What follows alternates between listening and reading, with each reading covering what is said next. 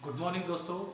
एक बार फिर से आप सभी का अभिनंदन है, स्वागत है सूर्य पब्लिक उच्च माध्यमिक विद्यालय परिवार की ओर से ऑनलाइन क्लासेज में। उम्मीद करता हूं कि आप सभी स्वस्थ होंगे, सकुशल होंगे, मंगल होंगे। इसी के साथ पिछली क्लास में मैंने आपसे जो चर्चा की थी वो शब्द शक्ति के संदर्भ में की थी। उम्मीद करता हूं कि शब्द शक्ति से संबंधित जितने भी फैक्टर थे वो सारे के सारे आपको अच्छे से समझ में आए होंगे और आपने लर्न भी किया होगा, उनको सीखा भी होगा। ठीक है, आगे उस एक अध्याय के बाद दूसरा अध्याय मैंने आज प्रारंभ किया है। अध्याय दूसरा है, पहला जो अध्याय था वो शब्द शक्ति का है और ये दूसरा अध्याय अलंकार का है। इसमें जितनी भी क्लासें चलेगी, एक हो क्लास, दो हो, तीन हो, खंड में मैं डालता जाऊंगा, तो आपको इससे कंफ्यूज नहीं होना है। ठीक है, आगे अलंकारों की बात करें तो मोटे रूप से अलंकार किसे कहते हैं, इसको थोड़ा सा मैं परिभाषित करने की कोशिश करता हूं। अलंकार अलम प्लस कार,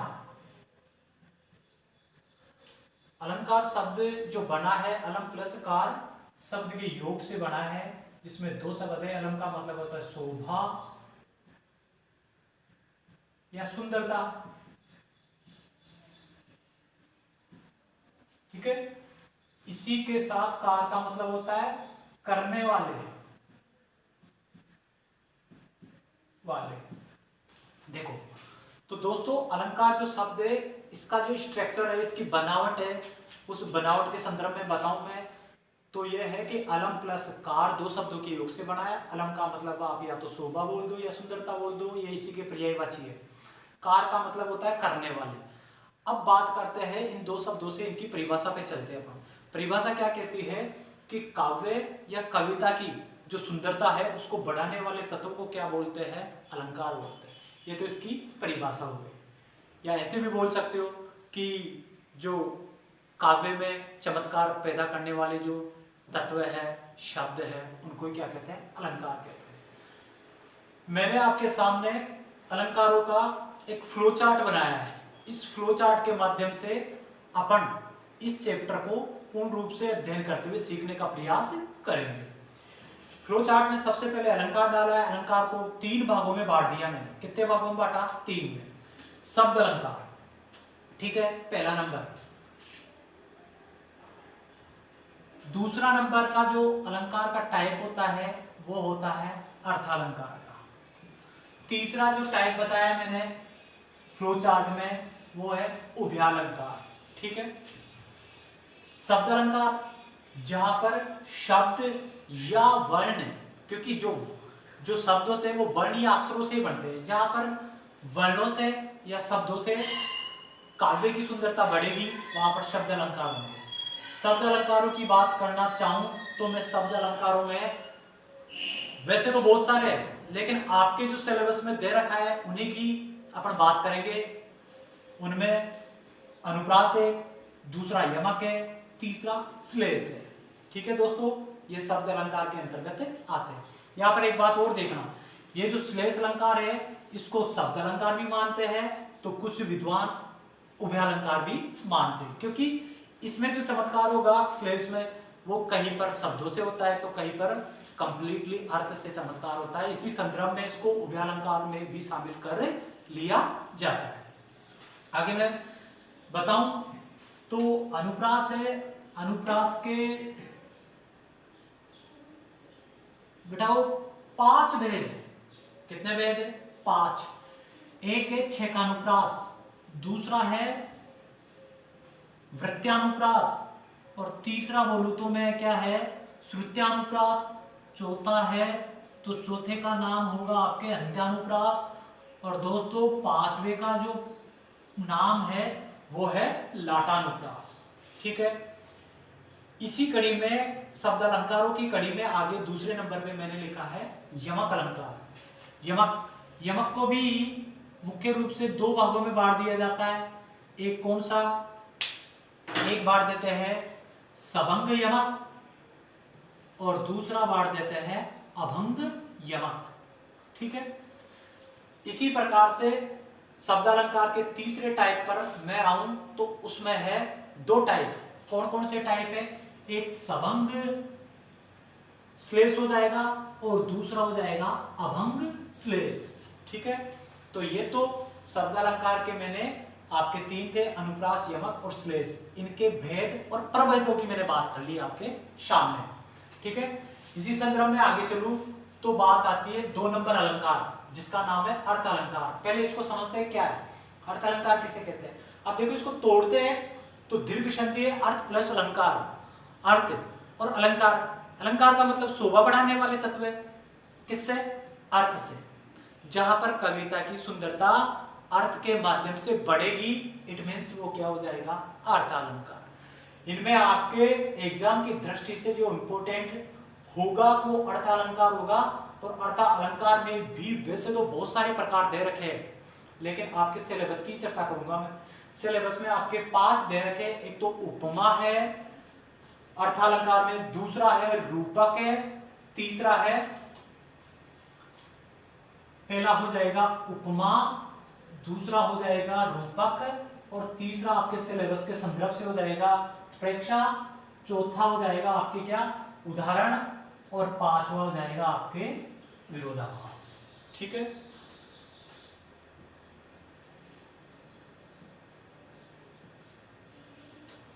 ठीक है।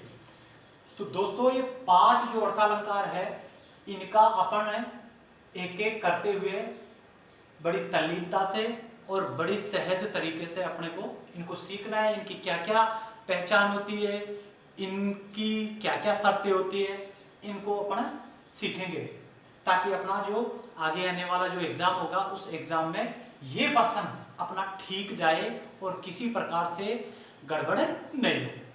देखो, तो इसी सीखने की कड़ी में फिर मैं अर्थालंकार में उपमा को बताऊं तो आपके उपमा में भी कितने भेद हो जाएंगे? उपमा में भी जनरली तीन भेदों की चर्चा की जाती है। वो कौन कौन से हैं? देखो, एक हो गया पूर्ण उपमा, दूसरा हो जाएगा लुप्त उपमा, ठीक है, और दोस्तों तीसरा जो उपमा का उपभेद होगा वो होगा बाल उपमा। ठीक है, इसी प्रकार से रूपक जो अर्थालंकार के अंतर्गत मैंने शामिल किया है, दूसरा नंबर है। उसमें अगर प्रभेदों की बात करूं तो 3 भेद बता रखे हैं दोस्तों। पहला भेद कौन सा है? परंपरित। दूसरा कौन सा है? निरंग, बिना अंग वाला मतलब। और सांग रूपक तीसरा इसका भेद है, सांग यानी अंगों सहित। ये इसका रूपक के 3 भेद बताए हैं। कौन कौन से? परंपरित, निरंग रूपक और सांग रूपक। आगे चौथे नंबर की बात करूं तो आपके उत्प्रेक्षा है। उत्प्रेक्षा को भी 3 भागों में बांट रखा है। एक तो हेतु उत्प्रेक्षा है, दूसरा है फलोत्प्रेक्षा, फल प्लस उत्प्रेक्षा, वस्तु उत्प्रेक्षा, वस्तु प्लस उत्प्रेक्षा। तो उत्प्रेक्षा के भी कितने भाग? 3, हेतु उत्प्रेक्षा, फलोत्प्रेक्षा और वस्तु उत्प्रेक्षा। इनकी अपन चर्चा करेंगे। और आगे बचे 2 उदाहरण और विरोधाभास। ये कहते हैं कि हमारे कोई भी भेद नहीं है। इस प्रकार से अपन इन सभी का एक एक करके अपन अध्ययन करेंगे और बड़े सहज तरीके से इनको सीखने का प्रयास करेंगे। उम्मीद करूंगा कि ये फ्लो चार्ट आपको पसंद भी आया होगा और आपके शिक्षण में, आपके सीखने में, आपके लर्निंग में बहुत ही उपयोगी सिद्ध होगा।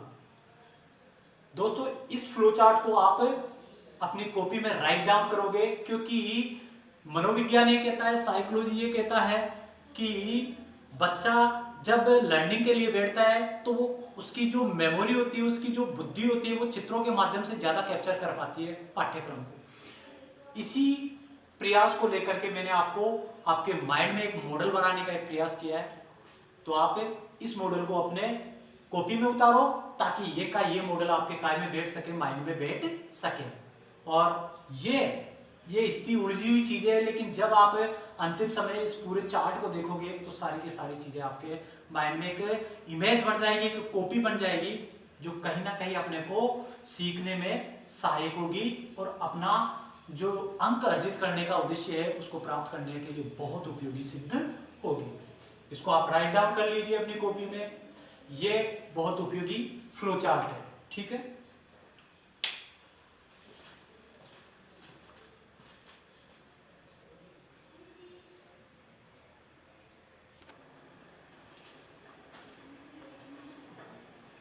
तो देखा दोस्तों आपने, फ्लो चार्ट के माध्यम से मैंने आपको समझाया मोटे तौर से या बानगी के रूप में। अब उन्हीं चीजों को अपन विस्तृत रूप से या विस्तार से पढ़ते हुए आगे दिन जारी करते हैं। अब बात करते हैं सबसे पहले अलंकार शब्द की। अलंकार शब्द अलम प्लस कार के योग से, दो शब्दों के योग से बना है। अलम का मतलब मैंने बता दिया था शोभा, और कार का मतलब बता दिया था करने वाले। दोस्तों एक बात ध्यान रखना कि यहाँ पर अपने को क्या है ना, विद्वान नहीं बनना है, अपना काम हो जाना चाहिए बस। ये प्रश्न अलंकार का ठीक होना चाहिए, इतना ही अपना उद्देश्य होना चाहिए। क्योंकि विद्वान बनने के चक्रों में ना पूरी जिंदगी कम पड़ जाती है। इसलिए समझदारी इसी में है कि जितना आप पढ़ रहे हो उसमें बस आपका उद्देश्य पूरा हो जाए, वही आपका टारगेट होना चाहिए। नहीं तो इतनी सारी किताबें हैं, उन किताबों को पढ़ते पढ़ते आप जिस उद्देश्य के लिए जा रहे हो वो उद्देश्य भी पूरा नहीं होगा, और किताबों के बोझ के नीचे दब करके शायद आप तनाव में आ जाए या टेंशन में आ जाए। तो बुद्धिमान इसी में हो है कि अपने को बस स्पष्ट और बहुत ही सहज और सरल रूप से परिभाषाओं को डेवलप करना है, समझना है और सीखना है। इसी प्रयास में, सहज रूप से सीखने के प्रयास में ही मैंने अलंकार की परिभाषा लिखा है। ये चाहो तो लिखो, नहीं तो मत भी लिखो, कोई दिक्कत नहीं है। लेकिन परिभाषा ये कहती है, इन्हीं शब्दों के जोड़ने से बढ़ती है कि कविता की सुंदरता बढ़ाने वाले तत्व या कारकों को क्या कहते हैं, अलंकार कहते हैं। ये अलंकार की दोस्तों मैंने क्या लिखवा दी, परिभाषा। छोटी सी परिभाषा है, शॉर्ट एंड स्वीट परिभाषा है, इसको आप सीखने का प्रयास करना। ठीक है, अब बात की अलंकार। अलंकार को 3 भागों में बांटा था। उसी संदर्भ में 3 भागों में पहला जो भाग बताया था, मैंने बताया था शब्द अलंकार। कौन सा बताया था दोस्तों, शब्द अलंकार। शब्द अलंकार में अगर तोड़ू तो मैं दीर्घ संधि है, शब्द प्लस अलंकार। और शब्द जो बढ़ते हैं ना, शब्द जो निर्मित होंगे वो कैसे बनेंगे, वर्ण या अक्षरों से, वर्ण या अक्षरों से। तो अब देखो आप, जहां पर वर्ण या अक्षर या शब्दों से काव्य की सुंदरता बढ़े वहां पर शब्द अलंकार होता है। इसके अंतर्गत शामिल किए जाते हैं आपके सिलेबस की, वैसे तो बहुत सारे शब्द अलंकार में बहुत सारे अलंकार के टाइप और प्रकार आते हैं, लेकिन मैं सिर्फ और सिर्फ आपके जो पाठ्यक्रम में आपके जो सिलेबस में दे रखे हैं उन्हीं की चर्चा करूंगा।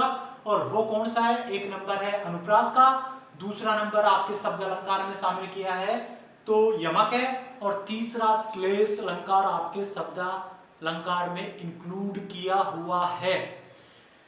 वहां पर एक बात मैंने वहां पर भी फ्लो चार्ट के माध्यम से भी समझाते हुए बताई थी, फिर बता रहा हूं कि जो ये श्लेष अलंकार है, श्लेष में शब्दों से भी चमत्कार होता है और कैसे अर्थ से भी होता है। इसलिए कई विद्वान होते हैं जो श्लेष को उभया अलंकार भी मान लेते हैं, वहां पर भी ये गलत नहीं होगा, और यह शब्द अलंकार में भी शामिल करेंगे श्लेष को तो गलत नहीं होगा।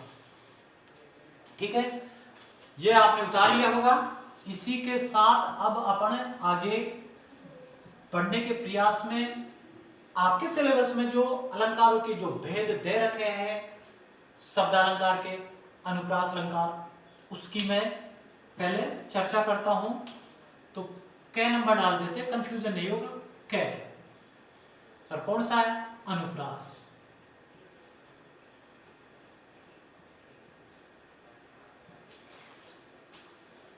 देखो बेटा, वो अनु प्लस प्रास,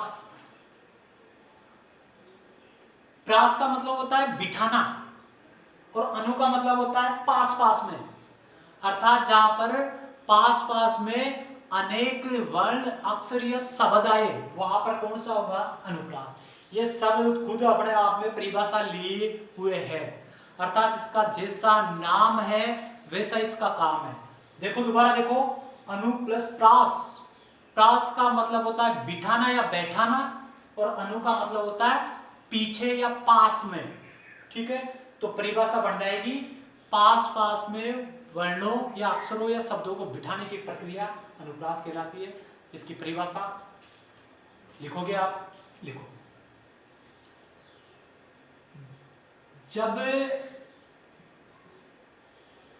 काव्य में एक ही वर्ण पास पास में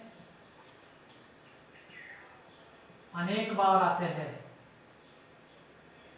या अनेक मत करो, पास पास में दो या दो से अधिक बार आते हैं, पास पास में दो या दो से अधिक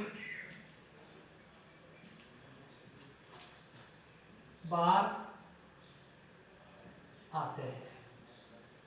छोटी सी परिभाषा है, तोड़ मरोड़ के कैसे भी आप इसको लिख सकते हो, बस आपको क्या करना है, समझना है कि अनुप्रास किसे कहते हैं। जब काव्य या कविता में एक ही वर्ण, वर्ण का मतलब बेटा वो यहाँ पर अक्षर है, अक्षर, एक ही अक्षर में इसको ऐसे बोल सकता हूं जहां पर एक ही अक्षर दो या दो से अधिक बार आए, ये हो गई क्या आपके अनुप्रास की। कम से कम कितनी बार आना चाहिए, दो बार तो आना ही चाहिए, वहां पर फिर आप अनुप्रास अलंकार के लक्षण बता सकते हो। और अनेक बार आए तो भी, लेकिन मिनिमम जो कंडीशन होगी कि दो बार तो आएगा ही आएगा एक ही अक्षर, उसके बाद कितनी भी बार हो सकता है वो अक्षर। ठीक है, देखो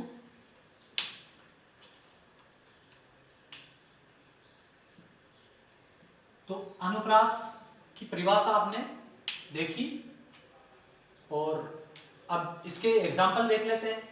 एग्जाम्पल क्या कहते हैं, तो देखो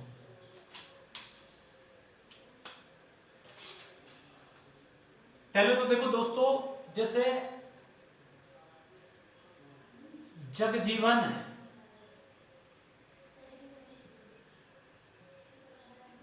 ये देखो पहला एग्जाम्पल लिखा है मैंने जगजीवन, दूसरा एग्जाम्पल लिखा है मैंने विरत विवेक विमल विज्ञाना। ठीक है, इसी संदर्भ में आगे मैं ले लेता हूं तीसरा, तरणी तनुजा तट तमाल तरुवर बहु छाए। ये कुछ एग्जाम्पल मैंने आपके सामने राइट डाउन किया है।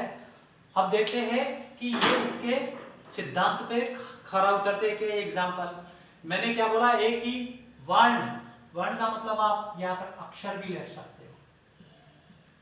ठीक है, यानी एक ही अक्षर दो या दो से अधिक बार है। जगजीवन एक और दो, देखो दोस्तों अपनी यहां पर इसके अलावा इतना देखना है कि जय और जय यानी दोनों एक ही अक्षर है, एक ही वर्ण है, तो दो बार आ गई, तो इस संदर्भ में क्या हो जाएगा यहां पर अनुप्रास। इसके अलावा अगर नीचे वाले एग्जाम्पल में देखें तो वह वह वह वह वह, इसमें कौन सा वर्ण, वह वर्ण है, कौन सा वर्ण, वैसे वकील वाला जिसको बोलते हो ना आप, इसमें कौन सा वर्ण, इसमें कौन सा वर्ण आया था, जय वर्ण। ठीक है, ऐसे। और इसमें देखो तय तय तय तय तय, तो इसमें कौन से वर्ण, तय वर्ण।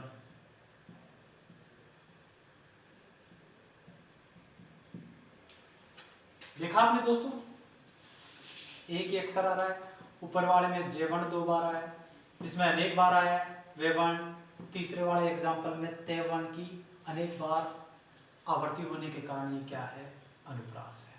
ठीक है, अनुप्रास का ये भेद आपके समझ में आया होगा। अब बात करते हैं अनुप्रास के छोटे छोटे 5 टाइप और प्रकार बता रखे हैं, घबराने की जरूरत नहीं है, बहुत ही छोटे हैं, बहुत ही इजी है। ये सब 5 आ गए तो 5 से आपको घबराने और टेंशन लेने की जरूरत है ही नहीं। ठीक है, अब उन अनुप्रास के जो 5 भेद है उन पर अपन क्या करेंगे, बात करेंगे।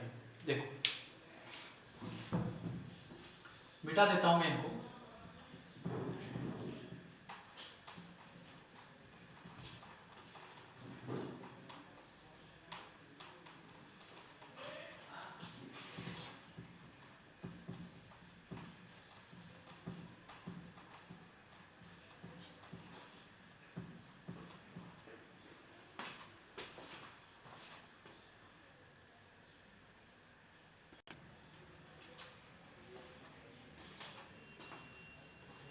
तो दोस्तों जैसा कि अभी मैंने बताया, अनुप्रास आपका जो शब्द अलंकार का पहला जो टाइप था, उसकी परिभाषा, उसकी पहचान और उसके कुछ उदाहरण मैंने आपके सामने रखे, बताए भी। उम्मीद करता हूँ कि वो आपके समझ में आया होगा। इसी समझाने की कड़ी में सिलसिले में आगे बढ़ता हूँ। तो अनुप्रास के आपके कितने भेद कर रखे हैं, 5। ठीक है, 5 भेदों की चर्चा मैंने आपको याद हो तो इससे पहले जो मैंने फ्लो चार्ट बताया था उसमें मैंने राइट डाउन भी किया था और मैंने समझाया भी था वहां पर हल्का हल्का थोड़ा थोड़ा।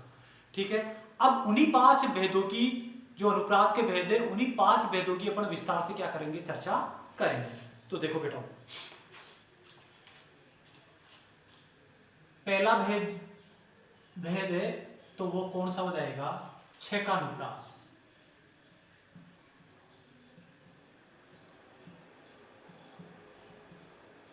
देखो बेटा, नाम कैसे पढ़ा है, इसको तोड़ू तो मैं क्या, 6 प्लस अनुप्रास।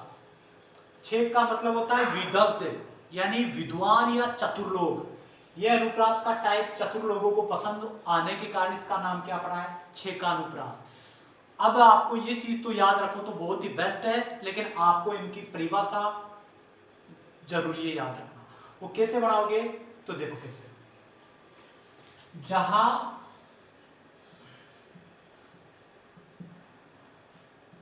एक वर्ण यानी वही अक्षर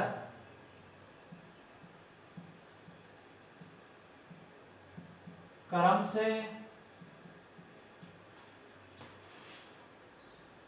2 बार आए,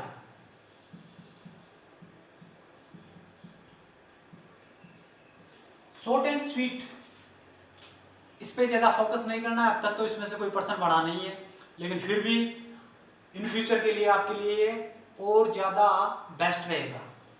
तो इनको एक बार पढ़ लेना है, बस ज्यादा काम करना है तो इसके मेन वाले पोर्शन पे करना है, जैसे अनुप्रास पे। ठीक है, तो मैंने क्या बोला, जहां एक वर्ण या अक्षर क्रम से कितनी बार आए, 2 बार। अब देखते हैं इसके उदाहरण, जैसे दाख, दुखी, मिस्री मुरी।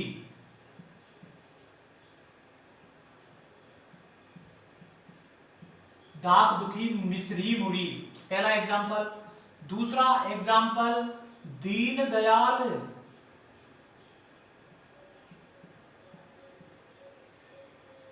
दीन दयाल विरद, हनुमान चालीसा का है, विरद संभारी, दीन दयाल विरद संभारी, हरुनाथ मम संकट भारी। तीसरा एग्जाम्पल मैंने लिया कि पास प्रियतम,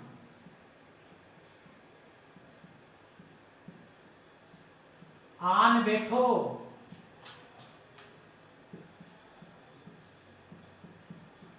जीर्ण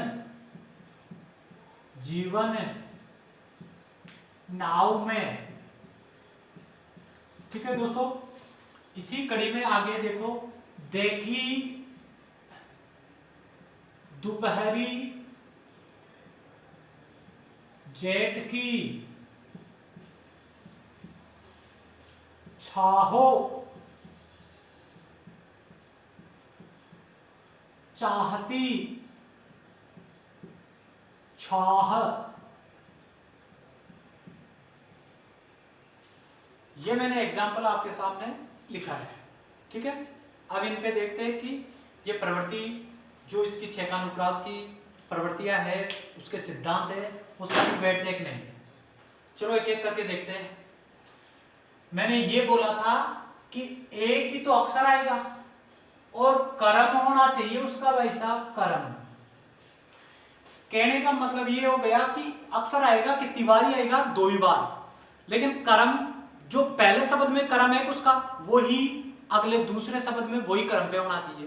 कहने का मतलब अगर पहले शब्द में कोई अक्षर आ रहा है पहले नंबर पे, तो दूसरे शब्द में भी पहले नंबर पे आना चाहिए। इट मीन्स, और देखो इसमें अगर मान लो कोई शब्द पहले शब्द कोई शब्द है और उस शब्द में तीसरे नंबर पर कोई अक्षर आ रहा है, तो दूसरे शब्द में भी वो तीसरे नंबर पे ही क्रम से शब्द आना चाहिए, तभी आपके, और 2 ही बार आना चाहिए, ये ध्यान रखना पास पास में, ये क्रम का और 2 बार का आपको ध्यान रखना है, तभी क्या होगा, छेकानुप्रास होगा। देख लेते हैं।